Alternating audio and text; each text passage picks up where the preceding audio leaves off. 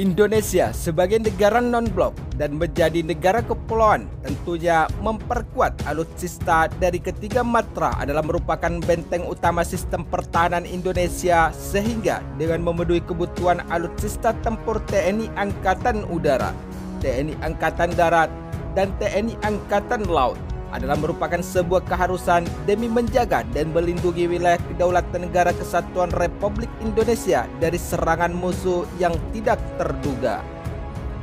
Hal ini tentunya sejalan dengan harapan Presiden Joko Widodo dan Menteri Pertahanan Indonesia Prabowo Subianto sebagai salah satu program Presiden Joko Widodo di periode kedua untuk memperkuat sistem pertahanan alutsista tempur militer Indonesia. Namun yang menjadi kabar gembira untuk sistem pertahanan Indonesia dari kedua matra TNI di akhir tahun 2020 ini adalah dengan diperkuatnya salah satu alutsista tempur militer terbaik di dunia.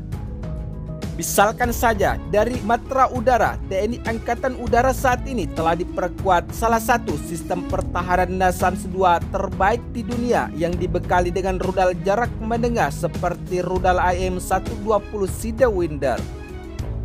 Menurut sumber media informasi terkait, setelah beberapa tahun menjadi media perbincangan dengan kedatangan sistem pertahanan udara NASAMS II TNI Angkatan Udara Indonesia dari Norwegia. Akhirnya, setelah kunjungan Menhan Prabowo Subianto ke Amerika Serikat beberapa pekan yang lalu,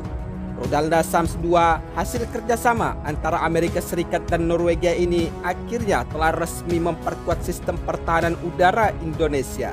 dari gangguan musuh ataupun serangan musuh yang dapat mengancam wilayah kedaulatan negara kesatuan Republik Indonesia. Menurut sumber media informasi tersebut, Kepala Staf Angkatan Udara atau Kasau Marsikal Fajar Prasetyo secara terbuka meresmikan satuan peluru kendali NASAMS II di Teluk Naga, Tangerang, Banten untuk melindungi wilayah Jakarta yang merupakan wilayah yang vital akan serangan musuh terhadap pertahanan militer Indonesia yang berbasis di wilayah tersebut. Selain itu, Fajar menegaskan jika TNI Angkatan Udara harus meningkatkan kewaspadaan di dalam menjaga wilayah kedaulatan NKRI. Salah satunya melalui pengembangan unsur satuan peluru kendali pertahanan udara. Adapun peresmian satu rudal atau satuan rudal peluru kendali TNI Angkatan Udara ini yaitu dipimpin langsung oleh Fajar pada Kamis 26 November 2020 kemarin. Selain itu, pada peresmian sistem pertahanan rudal NASAMS II tersebut juga telah dihadiri oleh Duta Besar Norwegia, para asisten Kasau, Pangkohanutnas, Pangkopsau I, Pangkosehanuknas I, Kadiskonau, dan pejabat di lingkungan Kementerian Pertahanan Indonesia. Sementara itu, di sisi lain, dengan kedatangan sistem pertahanan rudal NASAMS TNI Angkatan Udara ini, Kasau menyatakan jika kehadiran satuan rudal peluru kendali ini adalah momentum kebangkitan kembali sistem pertahanan udara nasional Indonesia, di mana pada era 60-an TNI Angkatan Udara menjadi dominan dan disegani di kawasan Asia Pasifik. Sementara itu, satuan peluru kendali pertahanan udara TNI Angkatan Udara ini dibangun untuk menyelenggarakan pertahanan udara terhadap potensi serangan musuh, khususnya di wilayah ibu kota Jakarta dan sekitarnya, ujar Kasau TNI Angkatan Udara sebagaimana yang telah dilansir oleh media informasi tersebut. Selain itu, Fajar menyampaikan kepada seluruh personel TNI Angkatan Udara yang akan mewakili satu rudal NASAMS II agar cepat beradaptasi dengan menguasai pengetahuan sistem pertahanan rudal tersebut. Serta para prajurit anggota satu rudal 111 juga harus menguasai keahlian yang dibutuhkan guna mengoperasikan alutsista yang cukup fleksibel demi menjaga wilayah kedaulatan NKRI. Namun, selain dilakukannya peresmian satu rudal NASAMS II, Kepala Satuan Angkatan Udara Indonesia juga telah melantik Letkol Eko Patra Teguh sebagai Komandan satu rudal 111 yang baru, serta penandatanganan prasasti dan melaksanakan peninjauan fasilitas perkantoran Satuan Rudal Peluru Kendali NASAMS II TNI Angkatan Udara. Sementara itu, di sisi lain, menurut sejumlah sumber media informasi, Ada dua hal yang menyebabkan sistem pertahanan NASAMS 2 ini diakuisisi oleh Menteri Pertahanan Indonesia, yaitu karena interoperabilitas penggunaan rudal ini dengan pesawat F-16 Fighting Falcon dan sifatnya yang dapat dimobilisasi menggunakan pesawat angkut C-130 Hercules di berbagai wilayah Indonesia. Namun, tentunya demi untuk semakin memperkuat sistem pertahanan militer Indonesia, Kementerian Pertahanan tidak hanya memperkuat sistem pertahanan TNI Angkatan Udara, tetapi Kementerian Pertahanan juga telah memperkuat alutsista tempur TNI Angkatan Laut yang merupakan tulang punggung pertama sistem pertahanan Indonesia di dalam mengawal dan menjaga wilayah kedaulatan Negara Kesatuan Republik Indonesia. Hal tersebut dapat kita lihat ketika di sela Menteri Pertahanan Prabowo Subianto bertemu Menhan Turki, yaitu Jenderal Hulusi Akar di Kementerian Pertahanan Turki Kota Ankara pada Jumat 23 Oktober 2020 kemarin dengan kabar gembira bagi penguatan alutsista tempur TNI Angkatan Laut.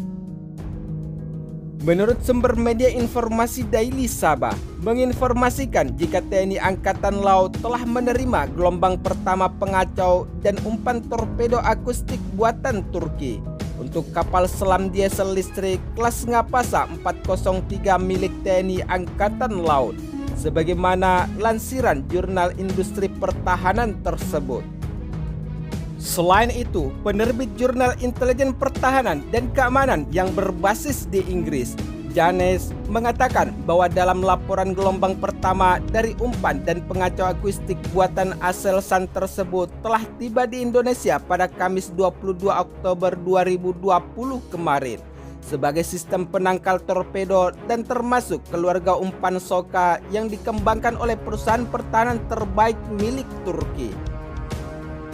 Menurut sumber media informasi terkait, adapun umpan dan pengacau akustik Soka ini dikembangkan oleh Aselsan dan tersedia untuk armada kapal selam Turki, dan Indonesia menjadi negara pemesan pertama untuk sistem pertahanan tersebut dengan perjanjian yang diteken pada tahun 2019 lalu.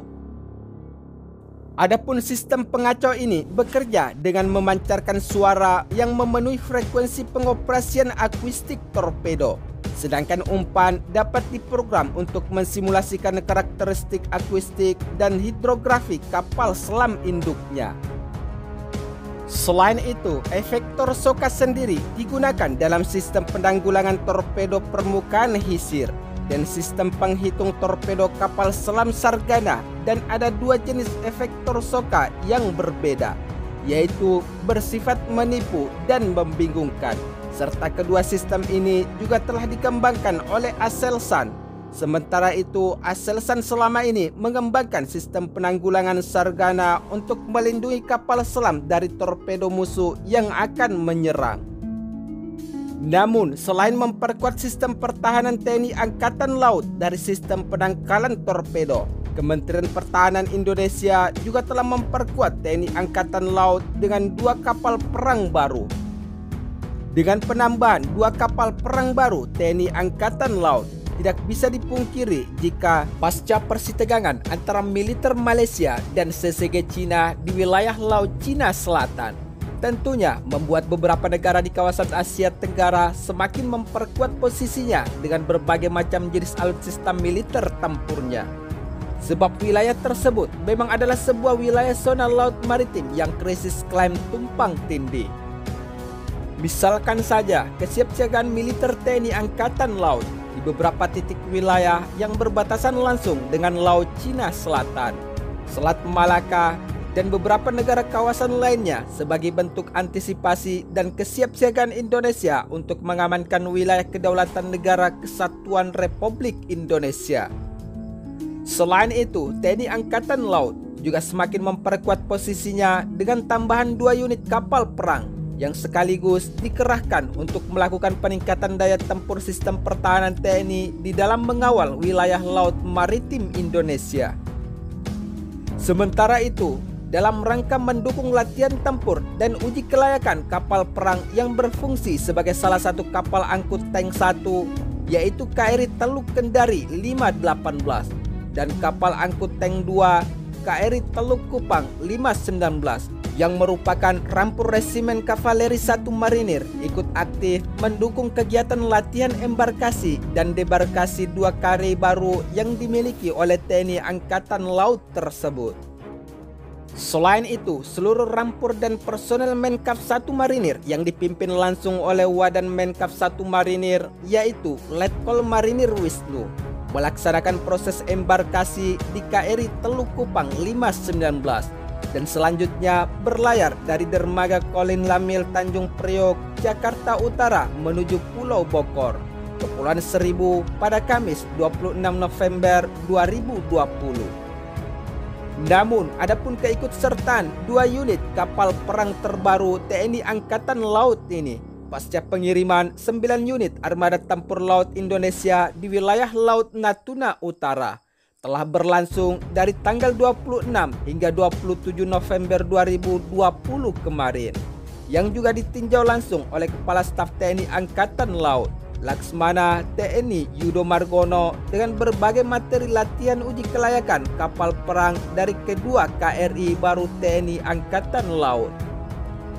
Menurut sumber media informasi terkait, adapun di dalam tahap uji kelayakan di medan pertempuran, kedua kapal KRI milik TNI Angkatan Laut tersebut meliputi pelaksanaan uji bodor dan ramdor, embarkasi dan debarkasi yang dilanjutkan dengan uji coba meja putar untuk tank tempur milik TNI Angkatan Laut hingga 180 derajat. Namun, di dalam misi tersebut, TNI Angkatan Laut telah dilengkapi dengan beberapa tank tempur yang dipakai untuk melaksanakan uji kelayakan KRI baru, yaitu 10 unit tank tempur BMP 3F dan 1 unit tank PT 76M. Setelah uji kelayakan tersebut telah usai, akhirnya kedua kapal baru TNI Angkatan Laut yang telah resmi beroperasi dan menjadi bagian dari kekuatan armada tempur laut militer Indonesia.